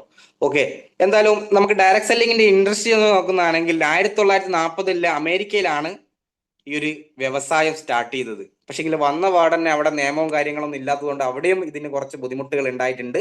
1974-7 കാലഘട്ടത്തിലാണ് അവിടെ ലീഗലൈസ്ഡ് ആയിട്ടുള്ളത്. കാരണം ഏതൊരു മേഖല വരുന്ന സമയത്തും അതിന്റെ നിയമവും കാര്യങ്ങളൊക്കെ പാലിച്ചുകൊണ്ട് വേണം ചെയ്യണമെങ്കിൽ. അപ്പൊ കുറച്ച് സമയം അവിടെ എടുത്തിട്ടുണ്ട്. അപ്പൊ അങ്ങനെയാണെങ്കിൽ പോലും പക്ഷേ നമ്മൾ ഇന്ത്യയിലേക്ക് വരുന്നത്, അതായത് ഡയറക്ട് സെല്ലിംഗ് എന്ന് പറയുന്ന വ്യവസായം ഇന്ത്യയിലേക്ക് തുടക്കത്തിൽ വരുന്നത് 1996 കാലഘട്ടത്തിലാണ്. അതെന്തുകൊണ്ടായിരിക്കും? കാരണം ഇതൊരു ടെക്നോളജി വെച്ച് ബിസിനസ് ചെയ്യേണ്ടതാണ് അല്ലെ. ടെക്നോളജിയാണ് ഇതിൻ്റെ അകത്ത് ഉപയോഗിക്കുന്നത്. നമ്മൾ ഇന്ത്യയിലേക്ക് ടെക്നോളജി, കമ്പ്യൂട്ടറും ഇന്റർനെറ്റും ഒക്കെ വരാൻ വേണ്ടി കുറച്ച് സമയം എടുത്തിട്ടുണ്ട്. ഏകദേശം നമ്മളൊക്കെ അമേരിക്ക പോലുള്ള രാജ്യമായിട്ട് ഏകദേശം 20 വർഷത്തേക്ക് ഗ്യാപ്പ് ഉണ്ട്. അത്രയും ഗ്രോത്തിൽ അല്ലെങ്കിൽ ടെക്നോളജിയിൽ നമ്മളിപ്പം വളർന്നുകൊണ്ടിരിക്കുന്നുണ്ടെങ്കിൽ പോലും അന്നത്തെ കാലത്ത് ടെക്നോളജി വരാൻ കുറച്ച് സമയം എടുത്തിട്ടുണ്ട്.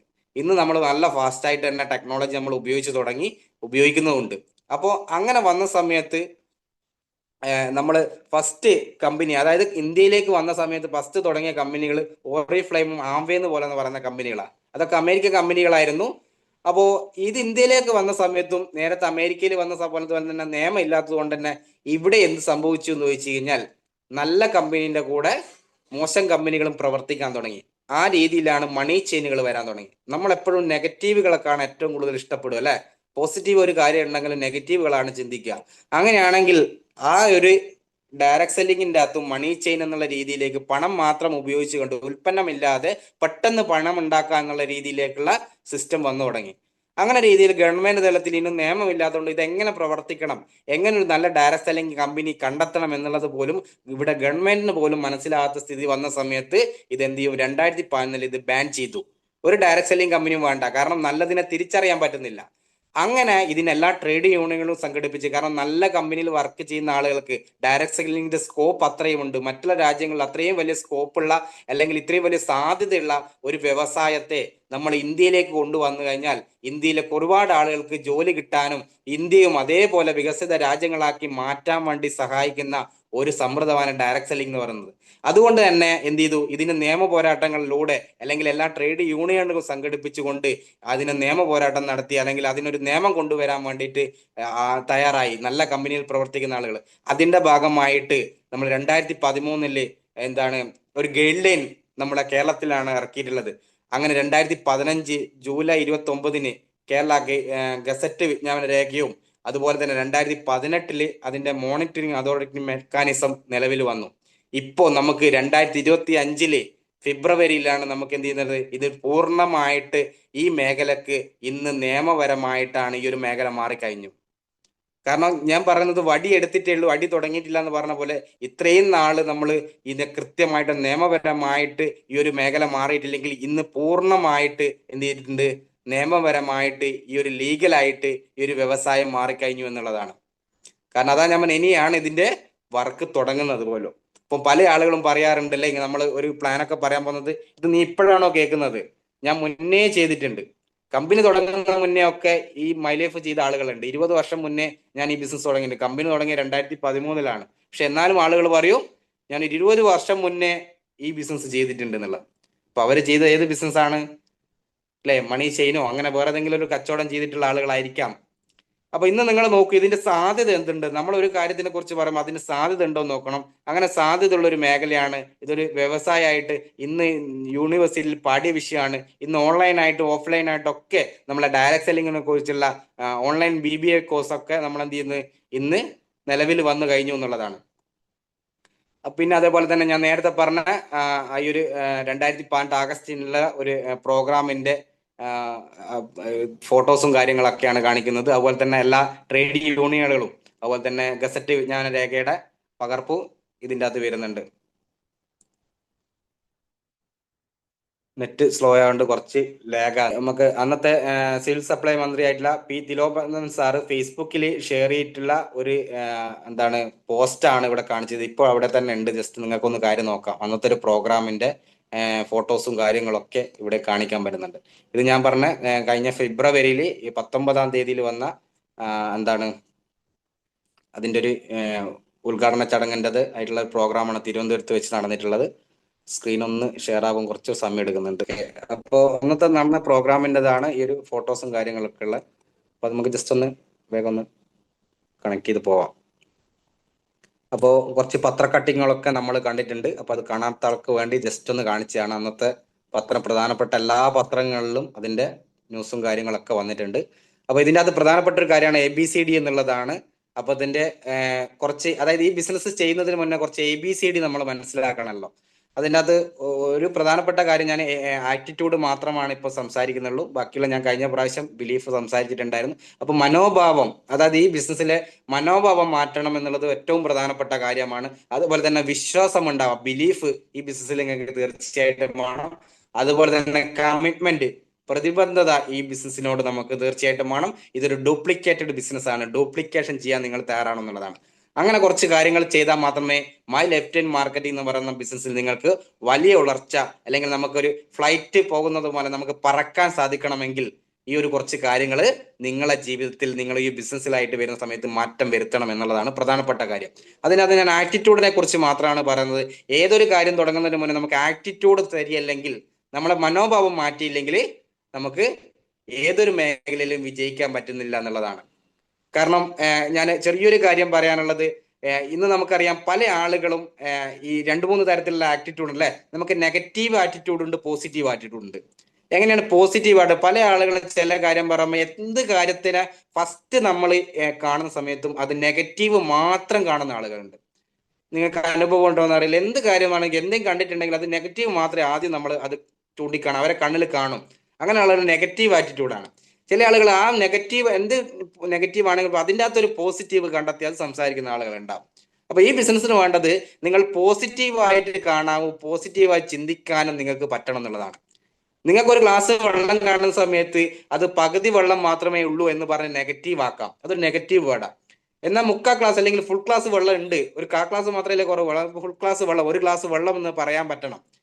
അപ്പൊ ആ രീതിയിലേക്ക് എന്ത് കാര്യം ഒരു നെഗറ്റീവ് മാത്രം ചിന്തിക്കാതെ പോസിറ്റീവ് കാണാൻ വേണ്ടിയിട്ട് ഒന്ന് സഹായിക്കുക. ഇനി നമുക്കറിയാം, ഒരു റോസാപ്പൂവിനെ എടുത്തു കഴിഞ്ഞു കഴിഞ്ഞാൽ നമ്മൾ ആ റോസാപ്പൂവിനെ മാത്രം കണ്ടുകൊണ്ട് നമുക്ക് കാണാൻ പറ്റും. അതായത് നല്ല ചുവന്ന നല്ല മണമുള്ള റോസാപ്പൂ എന്ന് നമുക്ക് പറയാം. ഇനി നമുക്ക് വേറെ രീതിയിൽ ചെയ്യാം. ഈ മുൾച്ചെടിയിലും ഒരു പുഷ്പമോ എന്ന് വേണമെങ്കിലും അതിനെ വിവരിക്കാം. കാരണം മുൾച്ചെടിയിൽ എന്ന് പറയുന്ന ആ മുള്ളിനെയാണ് നമുക്ക് നെഗറ്റീവായിട്ട് ഇവിടെ കാണുന്നത് ആദ്യം തന്നെ. കാരണം പോസിറ്റീവ് ആയിട്ടുള്ള അത്രയും റോസാപ്പൂ നമ്മൾ കാണാൻ സാധിക്കുന്നില്ല എന്നുള്ളത്. അപ്പൊ ഏതൊരു കാര്യം എടുക്കുന്ന സമയത്തും അതിന്റെ പോസിറ്റീവ് മനോഭാവം അല്ലെങ്കിൽ പോസിറ്റീവ് ചിന്തിക്കാൻ വേണ്ടി ആ ഒരു ആറ്റിറ്റ്യൂഡ് നമുക്ക് ഉണ്ടാക്കിയെടുക്കണം എന്നുള്ളതാണ്.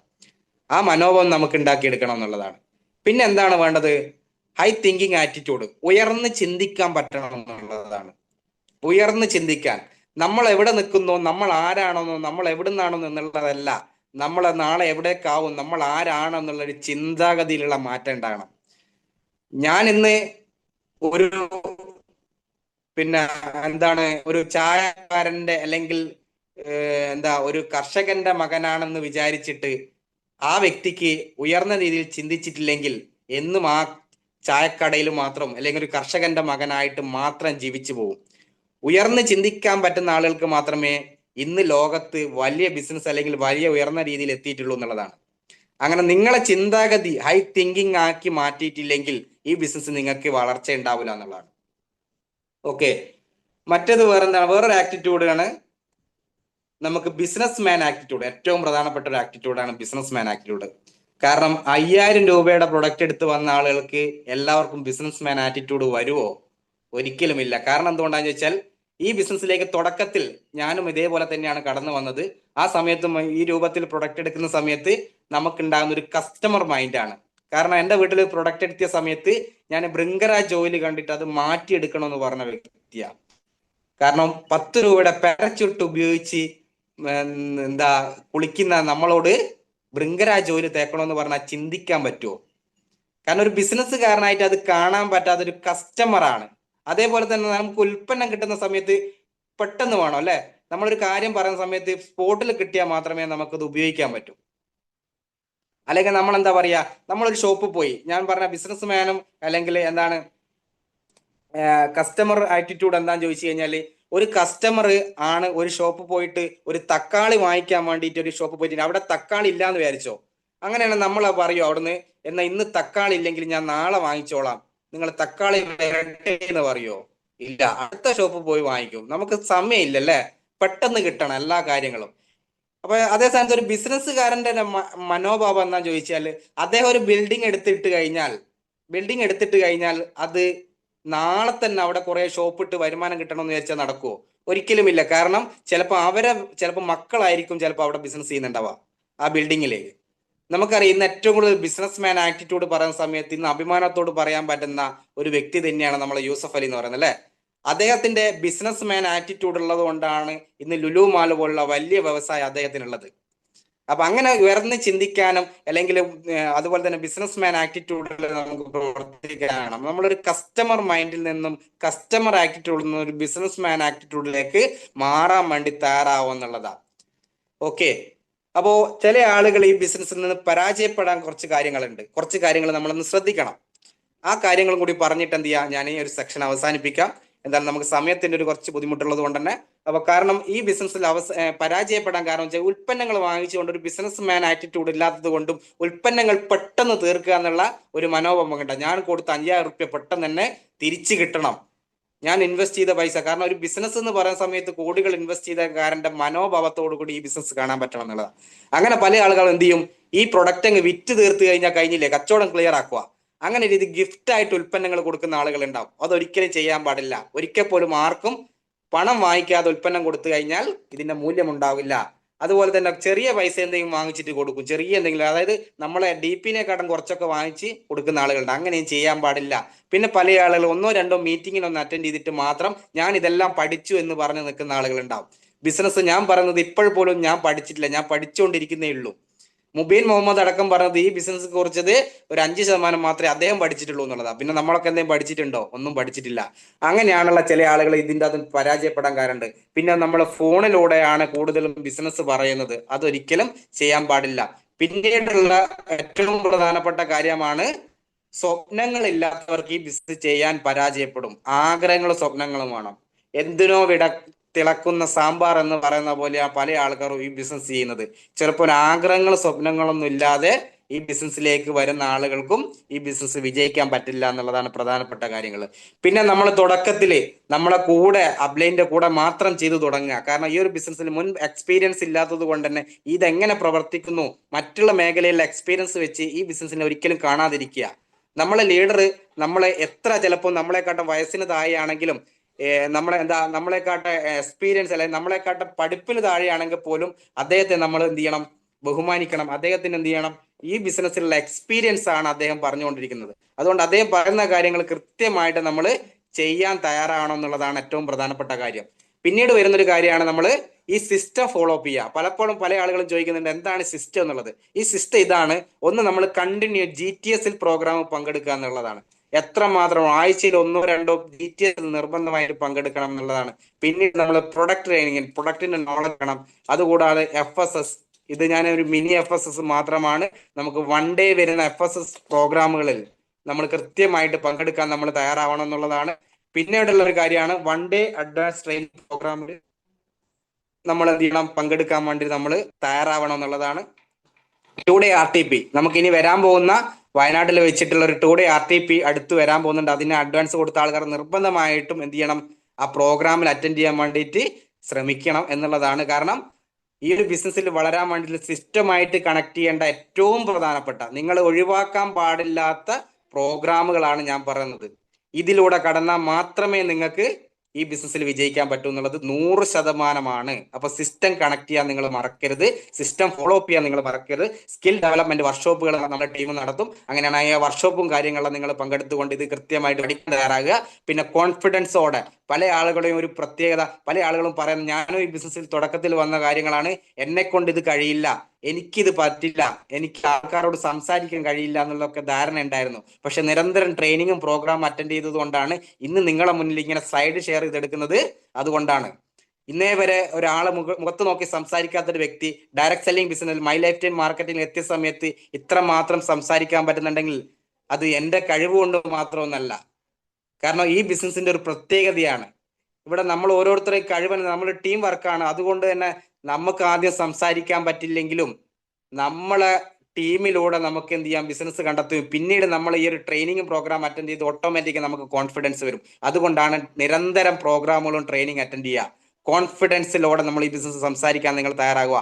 If you want a change your mind, നിങ്ങളെ മൈൻഡ് ഒന്ന് ചേഞ്ച് ചെയ്യാൻ നിങ്ങൾ തയ്യാറാണെങ്കിൽ നിങ്ങളെ ലൈഫ് നിങ്ങൾക്ക് മാറ്റാൻ പറ്റും എന്നുള്ളതാണ്.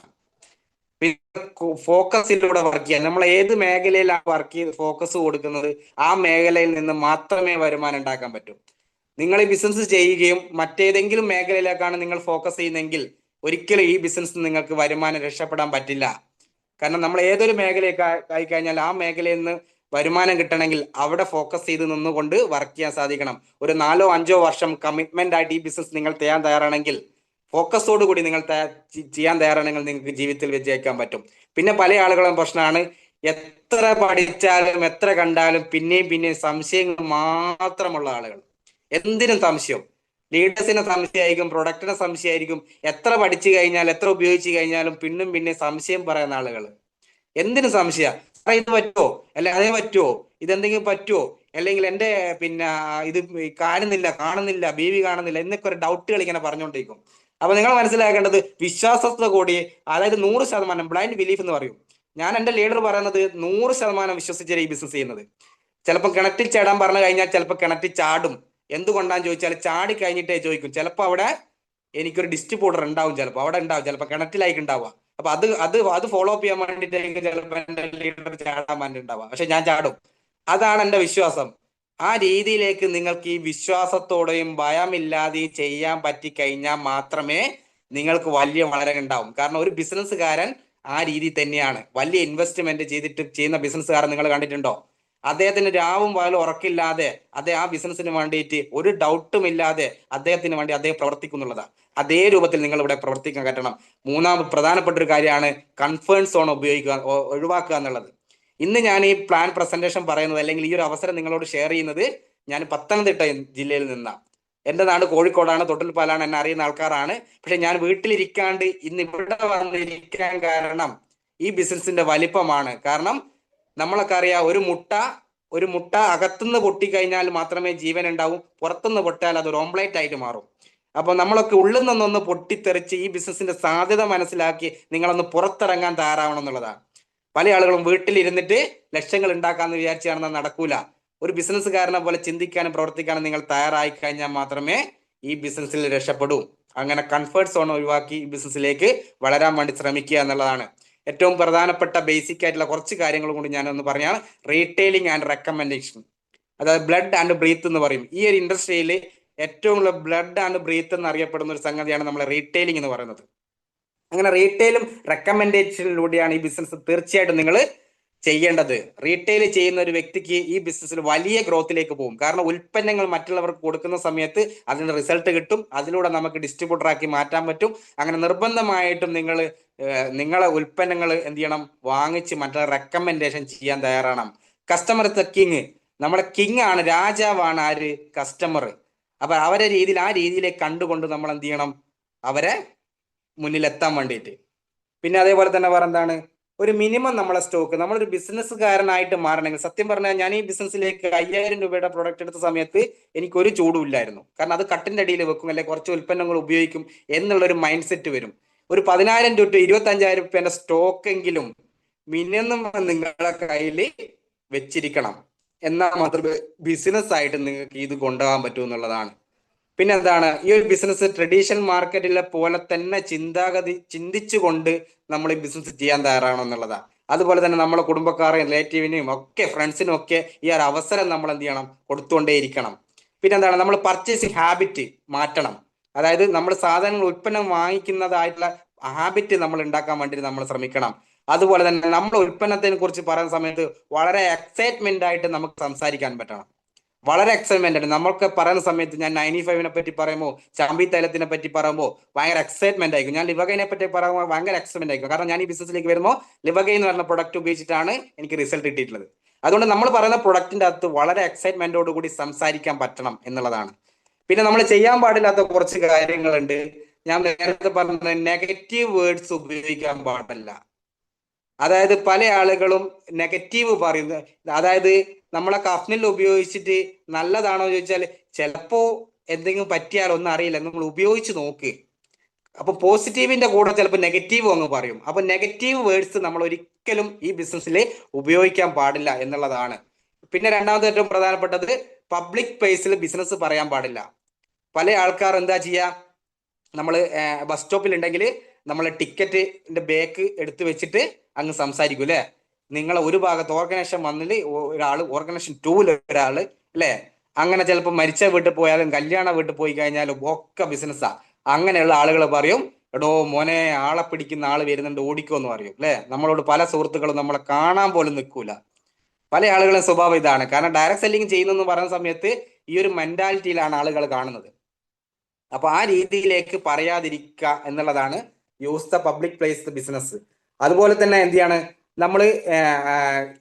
നമ്മൾ ഫോളോ അപ്പ് ചെയ്യുന്ന സമയത്ത് നമ്മൾ എന്ത് ചെയ്യുക, ഫോൺ ഉപയോഗിക്കാണ്ട് ഫോളോ അപ്പ് ചെയ്യുക. കാരണം എന്തുകൊണ്ട് ഫോൺ ഉപയോഗിക്കാന്ന് വെച്ചാൽ ആളുകളെ നേരിട്ട് പോയിട്ട് കണ്ട് സംസാരിക്കാൻ വേണ്ടിയിട്ടാണ് മാത്രമേ ഫോളോ അപ്പ് നടക്കൂ. അല്ലാണ്ട് നമ്മൾ ഫോണിലൂടെ സംസാരിക്കാതിരിക്കുക എന്നതാണ്. പിന്നെ ലീഡേഴ്സ് സ്പീച്ച് ചെയ്യുന്ന സമയത്ത് പലപ്പോഴും നമ്മൾ ഫോളോ അപ്പ് ചെയ്യുന്ന സമയത്ത് നമ്മളെ ലീഡറെയും കൂട്ടി പോയിട്ടുണ്ടെങ്കിൽ ആ ലീഡേഴ്സിനെ സംസാരിക്കാൻ സമയം കൊടുക്കൂല. അതിന് മുന്നേ എന്ത് ചെയ്യും, നമ്മളെ സംസാരമായിരിക്കും വരിക. നമ്മൾ കൂടുതലായിട്ട്, കാരണം ആകാംക്ഷയിലൂടെ നമ്മൾ ഉണ്ടാവുക. അപ്പൊ അങ്ങനെ നിൽക്കുന്ന സമയത്ത് ലീഡേഴ്സിനോട് ഒന്നും പറയാൻ സമ്മതിക്കൂല. അപ്പൊ നമ്മളിങ്ങനെ എടുത്തു ചാടി നമ്മൾ സംസാരിക്കും. അതൊരിക്കലും ചെയ്യാൻ പാടില്ല.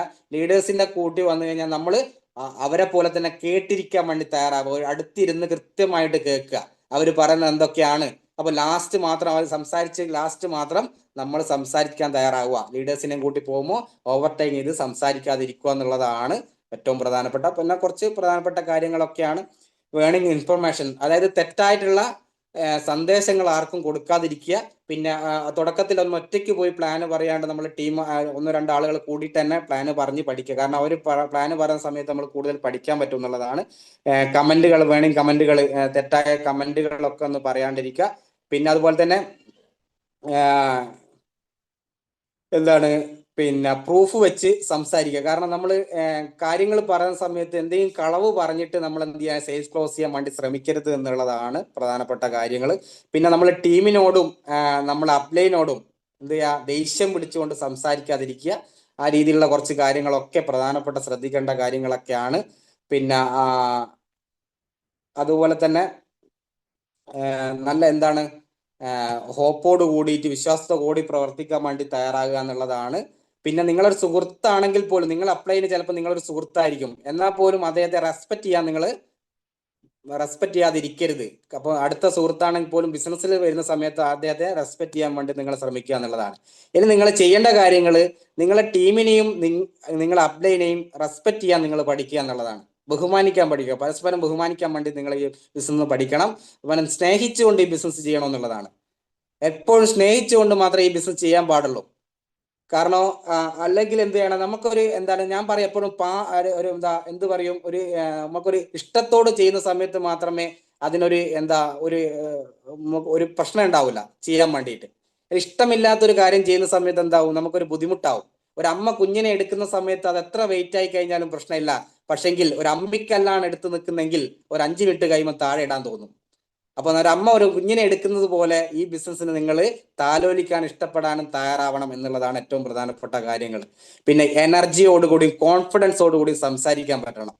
പല ആളുകളും ബിസിനസ് പറയുന്ന സമയത്ത് 2,10,000 പറയുന്ന സമയത്തും അതുപോലെ തന്നെ ഈ ബിസിനസ്സിൽ ഇത് വിജയിക്കുമെന്ന് ചോദിച്ച സമയത്തും എനർജി കുറവായതുകൊണ്ട്, കോൺഫിഡൻസ് ഇല്ലാതെ പറയുന്നത് കൊണ്ടാണ് നമ്മളെ കൂടെ ആള് വരാത്തത്. അങ്ങനെ എനർജിയോടുകൂടി കോൺഫിഡൻസോടുകൂടി പറയാൻ പറ്റണം. നമ്മുടെ കയ്യിൽ 5 പൈസ ഇല്ലെങ്കിൽ പോലും ഞാൻ ഇന്ന് കൃത്യമായിട്ട് ഞാൻ തുടക്കകാലത്തിട്ട് പറഞ്ഞിട്ടുണ്ട്, വരുമാനം എനിക്ക് കിട്ടിയിട്ടില്ലെങ്കിലും കോൺഫിഡൻസോട് കൂടി ഞാൻ ഈ ബിസിനസ് പറയാറുണ്ട് ആളുകളോട്. അപ്പൊ ആ രീതിയിലേക്ക് കോൺഫിഡൻസോട് കൂടി പറയാൻ തയ്യാറായാൽ മാത്രമേ നിങ്ങളെ കൂടെ ബിസിനസ്സിൽ ആളുകൾ വരൂ എന്നുള്ളതാണ്. അപ്പൊ എന്തായാലും നമ്മൾ സമയം ലേറ്റ് ആയതുകൊണ്ട് ഞാൻ ഫാസ്റ്റ് ആയിട്ട് പറഞ്ഞു പോവാ. കാരണം നമ്മൾ ഈ കൃത്യമായിട്ട് മോട്ടിവേഷൻ പുസ്തകങ്ങളും അതിനുള്ള സ്പീച്ചുകളും ഒക്കെ നമ്മൾ പിന്നെ കേൾക്കാൻ വേണ്ടി തയ്യാറാകുക. പിന്നെ ഡെയിലി നമ്മൾ അപ്ലൈനുമായിട്ട് കോണ്ടാക്ട് ചെയ്യുക. നമ്മൾ നിരന്തരം നമ്മൾ അപ്ലൈനായിട്ട് വിളിക്കണം, അല്ലെങ്കിൽ ഡൗൺലൈൻ ആയിട്ട് നമ്മൾ വിളിക്കണം എന്നുള്ളതാണ്. ഇപ്പൊ നമുക്ക് ഡൗട്ടുകളൊക്കെ അപ്ലൈനുമായിട്ട് ക്ലിയർ ചെയ്തിട്ട് മാത്രം, ഡിസ്കസ് ചെയ്തിട്ട് മാത്രം നമ്മൾ അപ്ലൈ ചെയ്യുക. കാരണം എന്തെങ്കിലും ഒരു ബുദ്ധിമുട്ടെങ്കിൽ നമുക്ക് ഓക്കെ ആണെങ്കിൽ പോലും എന്നാലും ഒരു കോള് നമ്മൾ അപ്ലൈന് ചെയ്തിട്ട് നമ്മളെ ഡൗട്ടുകൾ ഡിസ്കസ് ചെയ്തുകൊണ്ട് മാത്രം ഈ ബിസിനസ്സിലേക്ക് ചെയ്യാൻ വേണ്ടി തയ്യാറാകുക എന്നുള്ളതാണ്. കൃത്യമായിട്ട് VOP സെന്ററുകൾ, അതായത് GTS സെന്ററുകൾ ഉപയോഗിച്ച് എല്ലാ ആഴ്ചകളിലും VOP സെന്ററിൽ എത്തിയിരിക്കണം എന്നുള്ള നിർബന്ധമാണ് എന്നുള്ളതാണ്. ഇനിയിപ്പം ഡോക്ടറും ഒരു പ്രൊഫഷണലായിട്ട് ചെയ്യുന്ന ആളുകളെ പോലെ തന്നെ നമുക്ക് ഈ ബിസിനസ് ചെയ്യണം എന്നുള്ളതാണ്. ആ രീതിയിലേക്കുള്ള ഒരു പ്രൊഫഷണൽ രീതിയിലേക്ക് ഈ ബിസിനസ്സിനെ കൊണ്ടുപോകണം. അതുപോലെ തന്നെ നിങ്ങൾക്ക് ഉയർന്ന ചിന്താഗതിയും അതുപോലെ തന്നെ ഒരു ഗോളും ഉണ്ടാക്കിക്കൊണ്ട് മാത്രം ഈ ബിസിനസ്സിലേക്ക് ചെയ്യാൻ വേണ്ടി തയ്യാറാവണം എന്നുള്ളതാണ് ഈ അവസരത്തിൽ പറയാനുള്ളത്. എന്തായാലും സമയം ലേറ്റ് ആയതുകൊണ്ട് ഞാൻ കൂടുതൽ സംസാരിച്ച് ലാഗാകുന്നില്ല. ഏറ്റവും പ്രധാനപ്പെട്ട കുറച്ച് കാര്യങ്ങളായതുകൊണ്ടാണ് അത്രയും അർജന്റ് ആക്കിയിട്ട് പറഞ്ഞത്. അപ്പൊ എന്തായാലും നമ്മൾ കുറഞ്ഞ സമയം കൊണ്ട് ഒരു FSSലെ കാര്യങ്ങളൊന്നും പറഞ്ഞു തീർക്കാൻ പറ്റൂല. കാരണം കൃത്യമായിട്ട് പറയേണ്ട കുറേ സെക്ഷനുകൾ ഇതിൻ്റെ അകത്തുണ്ട്. എന്നാൽ പോലും കുറഞ്ഞ സമയമാണെങ്കിലും പറഞ്ഞിട്ടുണ്ടാവും എന്ന് വിചാരിക്കുന്നു. എന്നാലും കുറച്ച് ഫാസ്റ്റ് ആയിട്ട് പറഞ്ഞത്. എന്തായാലും പേര് പ്രവീൺ എന്നാണ്, സ്വദേശം കോഴിക്കോട് ജില്ലയിലെ തൊട്ടിൽപ്പാലം എന്നുള്ള സ്ഥലത്താണ്. ഇന്ന് ZDC എന്നുള്ള റാങ്കിലാണ്, അപ്കമിങ് STCയിലേക്ക് പോയിക്കൊണ്ടിരിക്കുന്നു. ഇപ്പൊ എന്തായാലും ഈ സമയത്ത് എല്ലാവർക്കും വലിയ വിജയങ്ങൾ ഉണ്ടാവട്ടെ എന്ന് പറഞ്ഞുകൊണ്ട് ഞാൻ ഈ സെക്ഷൻ അവസാനിപ്പിക്കുന്നു. Okay, thank you.